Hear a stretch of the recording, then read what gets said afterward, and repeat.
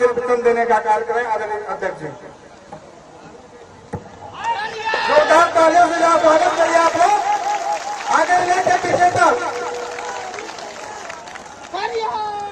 आज की इस जनसभा में मंच पर उपस्थित मेरे साथ संसद में मेरे साथी और वरिष्ठ सहयोगी सांसद विजय कुमार दुबे जी, हमारे बहुत ही घनिष्ठ मित्र जिनके साथ मुझे संसद में रहने का लंबे समय मौका मिला, पूर्व में केंद्रीय मंत्री सम्माननीय श्री आरपी सिंह जी, हमारे बहुत ही होनहार और बहुत ही संवेदनशील विधानसभा के प्रत्याशी श्री विवेकानंद पांडे जी,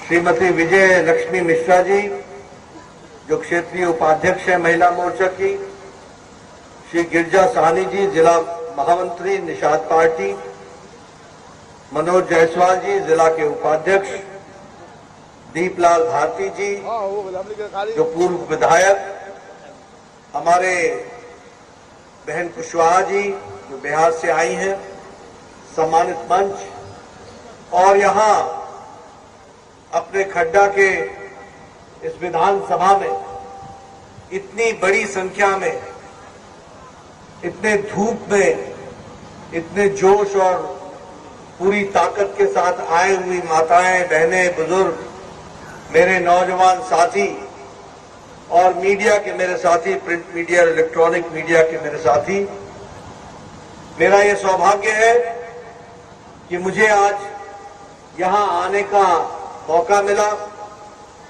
ये भगवान बुद्ध की भूमि और ये भगवान महावीर की भी दार्शनिक स्थल और यहां पर भगवान सूर्य का प्रसिद्ध मंदिर, ऐसे पवित्र स्थान पर मुझे आने का मौका मिला है। मैं ऐसे पवित्र भूमि को नमन करता हूं और आशीर्वाद देता हूं। मित्रों, मेरे से पूर्व वक्ताओं ने आपके सामने सारी बातें बहुत तफसील से रखी हैं। सबसे पहले तो मैं आरपीएन सिंह जी का स्वागत करना चाहूंगा, जिन्होंने भारतीय जनता पार्टी को कुछ सप्ताह पहले ज्वाइन करके जो इनका व्यक्तित्व है और जो परिवार का भी जो स्थान है, उस स्थान का जो समाज के लिए उपयोग किया है, उसको आपने भारतीय जनता पार्टी के साथ शामिल किया है। मैं आपका अभिनंदन करता हूं, स्वागत करता हूं और जो आपका योगदान समाज के विकास में और आपके परिवार का योगदान रहा है, उसको संजो करके पार्टी आगे तीव्र गति से बढ़ेगी, ऐसा मैं आपके सहयोग से ये विश्वास यहां की खड्डा की जनता को देना चाहता हूं। मित्रों, अभी मैं सुन रहा था, पहले विवेकानंद जी ने बोला, बाद में दुबे जी ने बोला, फिर आरपीएन सिंह जी ने बोला। तीनों के ही वक्तव्य में एक बात स्पष्ट थी कि तीनों ही ये बता रहे थे कि कैसे भारतीय जनता पार्टी मोदी जी के नेतृत्व में और योगी जी के द्वारा धरती पर उतारने के काम में इस खड्डा की जनता के लिए भी और कुशीनगर के लिए भी और उत्तर प्रदेश के लिए भी जो योगदान हुआ है, उसमें भारतीय जनता पार्टी ने एक विशेष भूमिका अदा की है। इसके लिए मैं आपको धन्यवाद देता हूं। ये सब लोग अपना रिपोर्ट कार्ड रख रहे थे, हमारी सरकार ने ये किया, राशन मिला, शौचालय मिला, विकास हुआ, ये इलाके में काम हुआ। ये रिपोर्ट कार्ड रखने की ताकत किसी और पार्टी में नहीं है। समाजवादी पार्टी का कोई नेता आएगा या पीएसपी का कोई नेता आएगा तो अपना रिपोर्ट कार्ड रख सकेगा क्या? रख सकेगा क्या? ये रिपोर्ट कार्ड रखने की ताकत अगर है तो सिर्फ भारतीय जनता पार्टी एनडीए में है। इस बात को हमको ध्यान रखना चाहिए। भारतीय जनता पार्टी और इसीलिए हम लोग कहते हैं जो कहा था वो किया है, जो कहेंगे वो करेंगे। ये ताकत है तो भारतीय जनता पार्टी। आप बताइए, आज लोग वोट मांगने आते हैं, आज लोग वोट मांगने आते हैं तो आपके ध्यान में है ना कि जब हम राम जन्मभूमि की लड़ाई लड़ रहे थे तो उस समय समाजवादी पार्टी के लोगों ने राम भक्तों पर गोली चलाई थी। चलाई थी कि नहीं चलाई थी? राम भक्तों पर गोली चलाई थी कि नहीं चलाई थी? और हम खड़े रहे थे, राम लल्ला हम आएंगे और मंदिर वही बनाएंगे। आप बताइए अब भव्य राम मंदिर बन रहा है कि नहीं बन रहा है? तो तहार वोट के कितना मतलब बात समझ आ रहा कितना आपके वोट की कितना महत्व समझ में आ रहा है ना। अब 50 से बोलते थे एक देश में दो निशान, दो विधान, दो संविधान नहीं चलेगा, धारा 370 समाप्त करो। 50 से बोल रहे थे, कोई सुनता था क्या? कोई सुनता था? अब मोदी जी का अपने प्रधानमंत्री बनाया और अमित शाह जी को गृह मंत्री बनाया। 2 महीना के अंदर धारा 370 धाराशाही हो गया और कश्मीर भारत का अभिन्न अंग, सब कानून लागू हो गया भारत का। ये फर्क है कि नहीं है? फर्क है कि नहीं है? इसलिए जब हम विवेकानंद जी को बोलते हैं कि इनको भेजो तो सिर्फ इनको विधायक मत बनाओ, इनके विधायक बना करके योगी जी के हाथ मजबूत करो, खड्डा का हाथ मजबूत करो, कुशीनगर को मजबूत करो और उत्तर प्रदेश को आगे ले जाओ। इस बात की हमका आपसे आप बताइए, सुप्रीम कोर्ट ने कहा था कि नहीं कहा था कि 3 तलाक 13वीं शताब्दी का कानून है, मुस्लिम महिलाओं के आजादी के ऊपर आघात है, इसको समाप्त करो। कहा था कि नहीं कहा था? किसने कहा था? Supreme court. किसी में ताकत नहीं हुई। लोग तुष्टीकरण की राजनीति में दब गए, दम नहीं था। आपने दम दिखाया 2014 में और 19 में। मोदी जी को प्रधानमंत्री बनाया और मोदी जी ने ये 3 तलाक के काला कानून, 13वीं शताब्दी के कानून को सदा के लिए समाप्त कर दिया और मुस्लिम बहनों को आजाद कर दिया। मित्रों, ये 3 तलाक न अफगानिस्तान में है, न पाकिस्तान में है, न बांग्लादेश में है, न सीरिया में है, न इंडोनेशिया में है, न ईरान में है, न इराक में है। हमारा देश ही था ऐसा जो ये 3 तलाक 13वीं शताब्दी का कानून लेके चल रहा था और मुस्लिम महिलाओं के ऊपर अत्याचार हो रहा था। उनको भी आजादी दिलाने का काम किया है तो वह मोदी जी ने किया और धरती पर यहां योगी जी ने उसको लागू किया है। इस बात को आपको समझना चाहिए। मित्रों, यह हमारी party Nishad party, Bharatiya Janata party, Nishad party और अपना दल, ये एनडीए का गठबंधन, ये हमारे विवेकानंद जी हरी थाली के सिंबल पर लड़ रहे हैं। हम ये पूछना चाहते हैं कि ये खाली थाली को भरा किसने? इस थाली को भरा भी है तो वो भी भारतीय जनता पार्टी ने भरा, ये भी हमको समझना चाहिए। यह भी मोदी जी ने भरा। आप बताइए, ये वोट सिर्फ विवेकानंद को वोट देने का मामला नहीं है, इनको विधायक बनाने का मामला नहीं है। इनके माध्यम से गरीब को मजबूती देने का मौका है। गरीब, वंचित, पीड़ित, शोषित, दलित, समाज के अंतिम पायदान पे खड़ा व्यक्ति, हमारी माताएं, हमारा युवा साथी, हमारा किसान भाई, इसको ताकत देने का मौका है। तो यह 3 तारीख का चुनाव है, इस बात को हमको समझना चाहिए, इसको हमको ध्यान रखना चाहिए। आप बताइए, ये जैसा आरकेएन सिंह जी बता रहे थे, जनधन खाता खोला तो उस समय मोदी जी का मजाक बनाया था कि नहीं बनाया था कि क्या खाता खुलवा रहे, क्या खाता खुलवा रहे, बोलते थे कि नहीं बोलते थे। इस चांदी के चम्मच के साथ पैदा हुए ये अखिलेश जी, इनको क्या मालूम, इनका खाता तो दूसरा ही खाता है ना, इनका खाता यहाँ थोड़ी ना है, इनका खाता तो कहीं और है। इनको गरीब का खाता का क्या मालूम था। मोदी जी ने पूछा कि गरीब आदमी बैंक में खाता क्यों नहीं खुलवाता है, तो पता चला कि गरीब के पास पैसा ही नहीं है कि खाता खुलवा सके। और दूसरा कि गरीब का कोई गारंटर नहीं बनता है, तो मोदी जी ने कहा कि बिना पैसे के अपने नाम का खाता खुलाओ, मैं कानून में बदलाव करूंगा और तुम्हारा गारंटर नरेंद्र मोदी होगा, भारत सरकार होगी तुम्हारा गारंटर। अब आज आरकेएन सिंह जी बताए ना कि सीधे बिना किसी दलाल के पैसा सीधे पहुंचा था कि ना पहुंचा था, पहुंचा था कि ना पहुंचा था। प्रधानमंत्री आवास योजना के किस्त पहुंचा था कि ना, पूरा का पूरा बिना दलाल के। और कितना घर बनी, 1,63,00,000 घर बना, 1,63,00,000 घर। यही पहले कितना बनता था, 20 लाख, 15 लाख।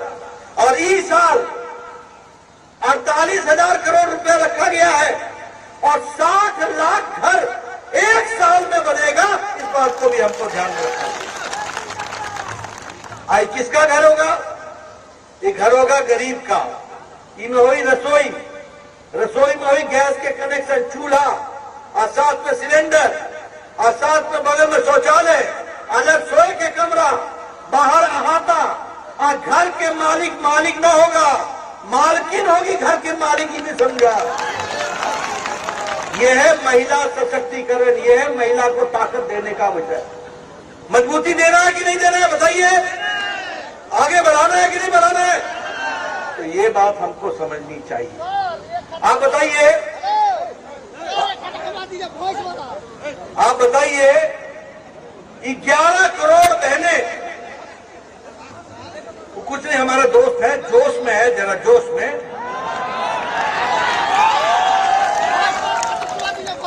और मोदी जी की बात सुना, जोश तो आना जरूरी है। तो हम कह रहे थे कि जब इज्जत घर की बात, शौचालय की बात, स्वच्छता अभियान की बात मोदी जी ने जब लाल किले से की, तो सबने मजाक बनाया कि क्या प्रधानमंत्री शौचालय की बात करता है। अरे ये देश में 11 करोड़ बहनें ऐसी थी जो अपने दैनिक नित्यक्रम के लिए खेतों में जाती थी, खेतों में, और 2.5 करोड़ उत्तर प्रदेश में बहनें थी। आज कोई खेत में न माता जाती है, न बहन जाती है, और न ही कोई नौजवान या बच्चा जाता है। सबका इज्जत घर घर में दिया है, 11 करोड़ इज्जत घर बनाए और 11 करोड़ इज्जत घर दिए गए।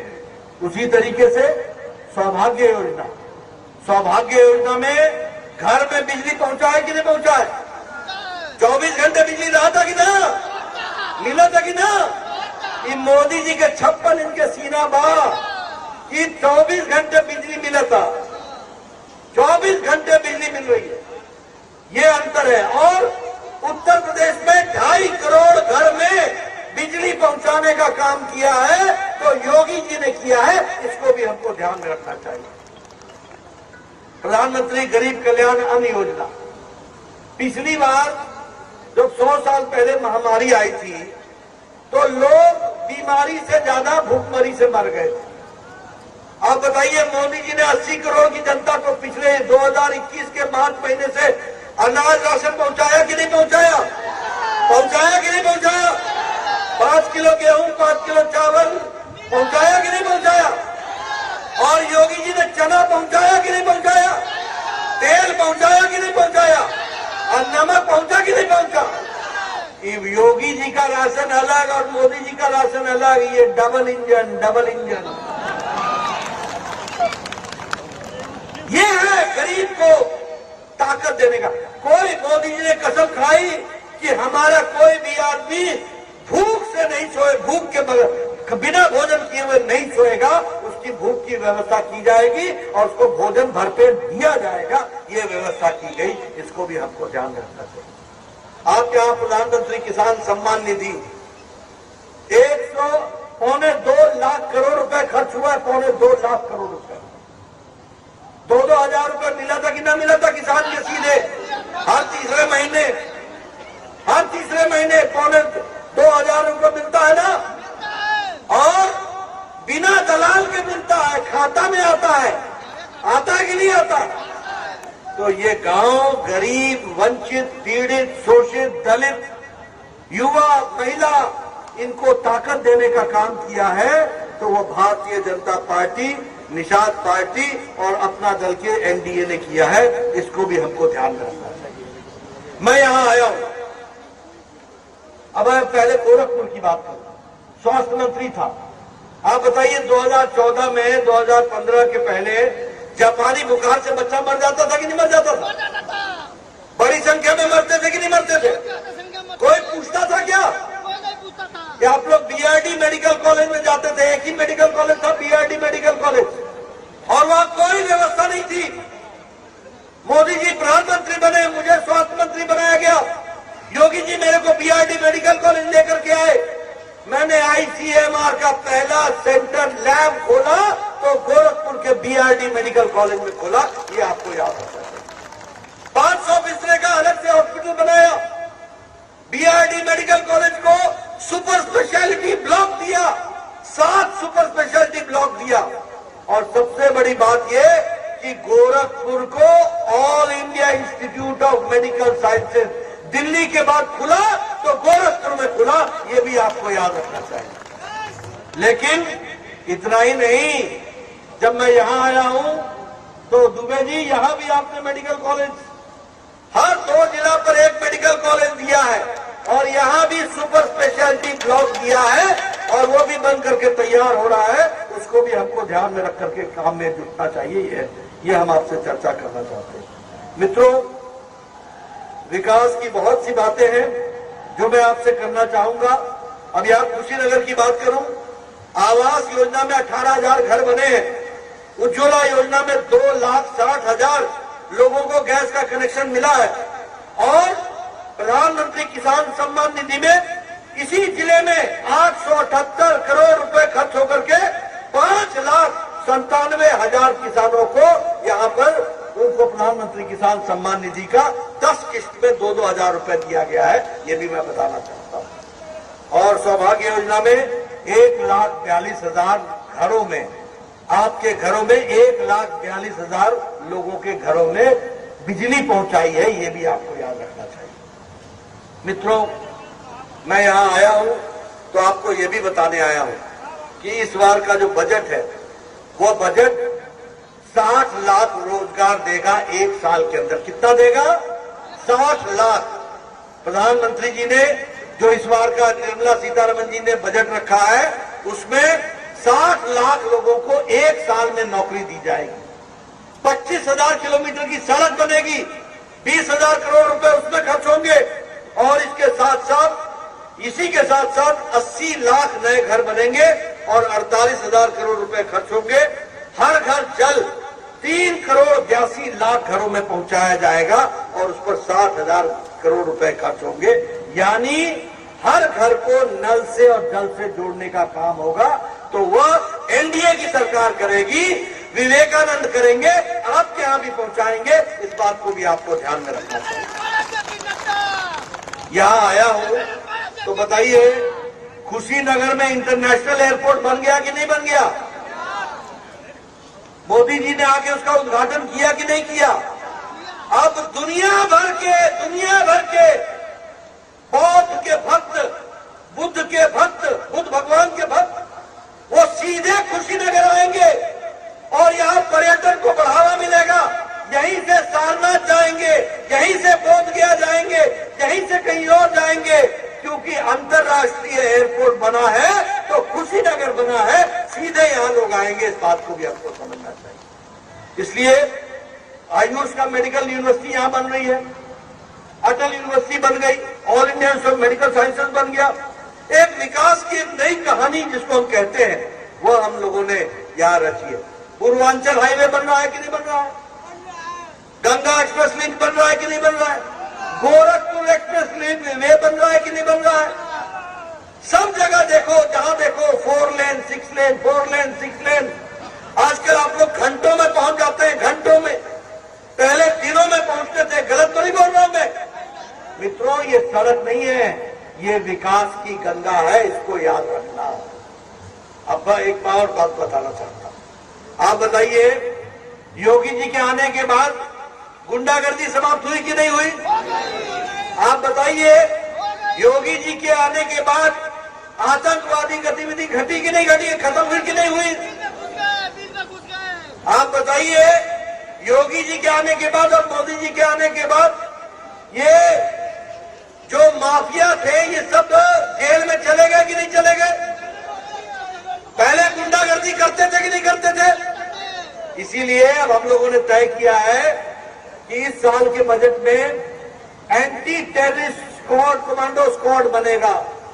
एक बनेगा देवबंद में, एक बनेगा बहराइच में, एक बनेगा मेरठ में, एक बनेगा रामपुर में, एक बनेगा आजमगढ़ में, एक बनेगा कानपुर में, ताकि दंगा का नाम सोचने वाले लोग पहले ही थर-थर कांप जाए और कोई दंगा न हो। इस बात को हमको समझना चाहिए। मित्रों, मैं आपसे कुछ चर्चा करता हूं। आप बताइए, ये आजम खान दंदनाता था कि नहीं दंदनाता था? अखिलेश के राज में दंदनाता था कि नहीं? ये मुख्तार अंसारी ये यहां दंदनाता था कि नहीं दंदनाता था? आतंक था कि नहीं था? ये अतीक अहमद, इसका आतंक था कि नहीं था? और इन्होंने जुर्म किया था कि नहीं किया था? जुर्म वही था, आदमी वही था, कानून वही था। जब अखिलेश का जमाना था तो ये दंदनाते थे, और जब योगी जी का जमाना आ गया तो आजम खान, मुख्तार अंसारी और अतीक खान तीनों आजकल जेल में गुल्ली डंडा खेल रहे हैं। गुल्ली डंडा, बोलो, कानून वही, जुर्म वही, मुजरिम वही। नेता पहले अखिलेश था तो दंदनाते थे, योगी आया तो दिल में घुस गए, जेल में जाकर के गुल्ली डंडा खेलने लगे। आपको याद है ना, पंजाब के जेल से लेकर के आए थे मुख्तार अंसारी को, तो सुप्रीम कोर्ट में गया था, भैया बचा लियो पहुंचा लियो जेल में, सीधे सीधे पहुंचा लियो। और क्या क्या इन लोगों ने जुर्म नहीं किए थे? बताओ, इन लोगों को सबक सिखाना है कि नहीं सिखाना है? सिखाना है कि नहीं सिखाना है? कानून का राज रखना है कि नहीं रखना है? और कानून का राज रखना है तो योगी जी को लाना है कि नहीं लाना है? और लाना है तो विवेकानंद को विधानसभा में भेजना है कि नहीं भेजना है? इसको आपको समझना चाहिए। और मित्रों, मुझे पता चला है कि आज अखिलेश जी यहीं इसी गोरखपुर क्षेत्र में आए हैं। एयरपोर्ट पर सुना था कि आने वाले, वो यहां आए तो मैं कहूंगा पत्रकारों से कि मेरे नाम से उनसे प्रश्न पूछना। अब मैं जब नीचे उतरता हूं तो आप मेरे आगे वो अपना माइक लगा देते हो और बोलते हो ये बताओ वो बताओ वो बताओ। मैं चाहूंगा कि जब अखिलेश जी आए तो उनके सामने माइक लगा के पूछना कि जेपी नड्डा पूछ रहा था कि आप बताइए कि जो गोरखपुर में बॉम्ब ब्लास्ट हुआ था, जिसमें 3 जगहों पर बॉम्ब ब्लास्ट हुआ था, एक बलदेव प्लाजा में हुआ था, एक जलकल बिल्डिंग में हुआ था और एक गणेश चौराहा पर हुआ था, और ये 22/5/2007 को हुआ था। 15 लोग मारे गए थे। इसका जिम्मा इंडियन मुजाहिदीन और हरकत उल जिहाद उल इस्लामी, इन 2 संगठनों ने इसका जिम्मा लिया था। और उसमें 2 लोग पकड़ाए थे, एक का नाम था हाकिम तारिक कासमी और दूसरा का नाम था खालिद मुजाहिद।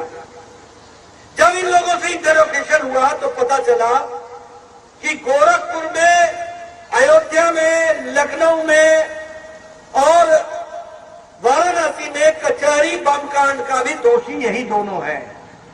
तब जाके पता चला कि सरोजनी नगर दिल्ली में भी बम कांड के दोषी यही है। तब पता चला कि मुंबई के ट्रेन के बम ब्लास्ट के भी दोषी यही है। तब पता चला कि श्रमजीवी के भी बम ब्लास्ट के दोषी यही है। और ऐसे दोषियों को यूपी की स्पेशल टास्क फोर्स ने और एनआईए ने पकड़ा।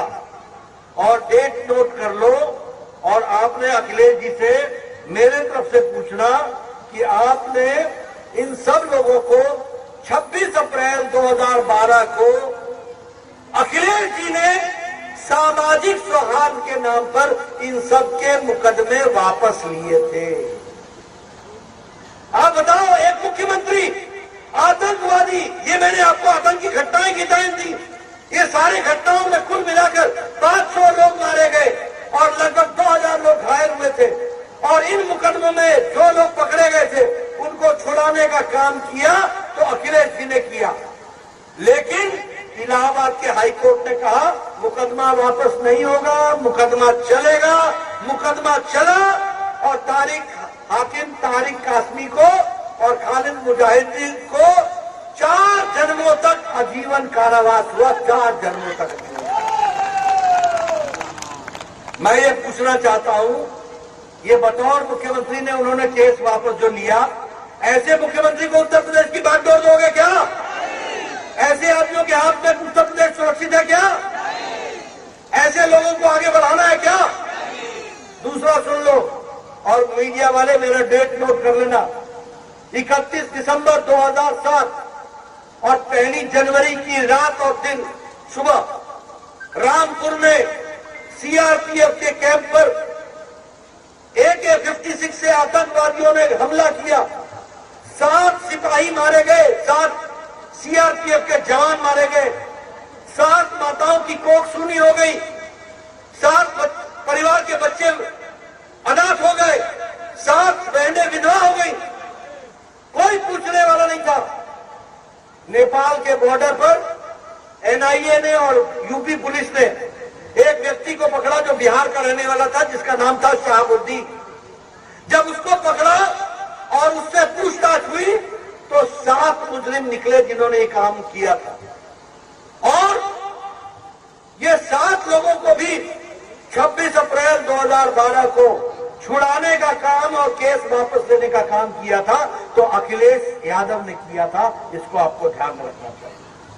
आप बताइए, आप किसान हो, चावल के एक दाने से किसान चावल की किस्म पहचान में आती है कि नहीं आती है?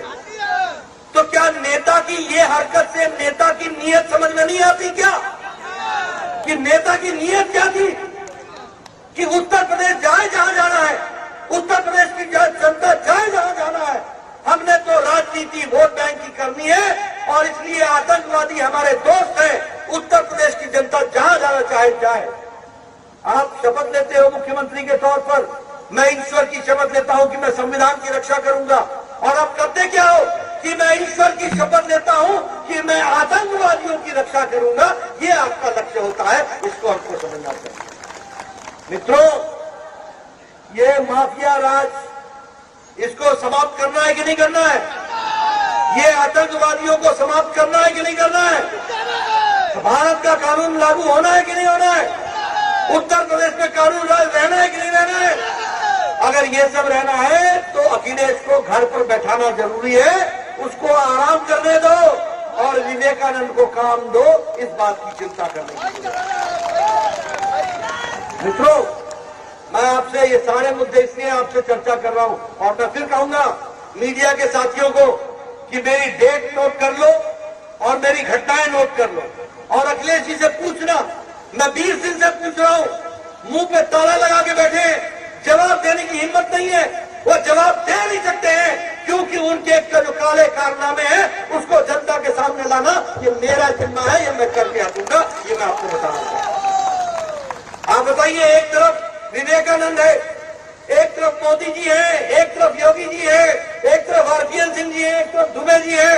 सब लोग समाज की सेवा में लगे हैं। इनके हाथ मजबूत करना जरूरी है कि नहीं है? करना जरूरी है कि नहीं है? और अखिलेश को घर बैठाना जरूरी है कि नहीं है? और ये अगर करना है तो 3 तारीख को भरी थाली में जिसमें भोजन परसा हुआ है, उस भोजन परसे हुए पर मोहर लगानी है और विवेकानंद जी को विधानसभा में भेजना है। इसको हमको समझना है। मित्रों, हम चुनाव गठबंधन में लड़ रहे हैं। ये जो लोग कमल के फूल को वोट देना चाहते हैं, उनसे मेरा निवेदन है कि वह थाली में परसा हुआ भोजन इसको मोहर लगाए, अपने आप कमल को मोहर लग जाएगी। इस बात को आपको समझना होगा। और आपके बीच में मैं ज्यादा समय आपका नहीं लूंगा, धूप में आप लोग खड़े हो, मैं आपकी तालियों के गड़गड़ाहट से समझ लेता हूं कि आप में जोर कितना है। और मुझे दिख गया है कि 3 तारीख को आपने तय कर लिया है कि विवेकानंद को भेजना ही भेजना है विधानसभा के अंदर। इसके लिए आपको बधाई देना।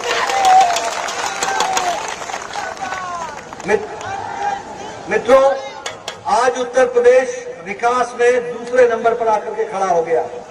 एक समय में उत्तर प्रदेश बीमारू राज्य था, आज दूसरे नंबर पर खड़ा है। एक बार विधानसभा भेजोगे, उत्तर प्रदेश पहले नंबर पर दुनिया में देश में खड़ा हो जाएगा। इसके लिए आपको काम करना। बताइए, साथ देंगे ना? वोट मिली कि ना मिली? पूरे का पूरा मिली कि ना मिली? भारी थाली पर वोट पड़ी कि ना पड़ी? बहुत बहुत धन्यवाद। आप जिताएं विवेकानंद जी को और सफल बनाएं। बहुत बहुत धन्यवाद। धन्यवाद। जिलाध्यक्ष के अनुमति से विधानसभा के प्रभारी श्री दुर्गा प्रसाद जी से आग्रह करना चाहता हूं कार्यक्रम की समापन की घोषणा करें।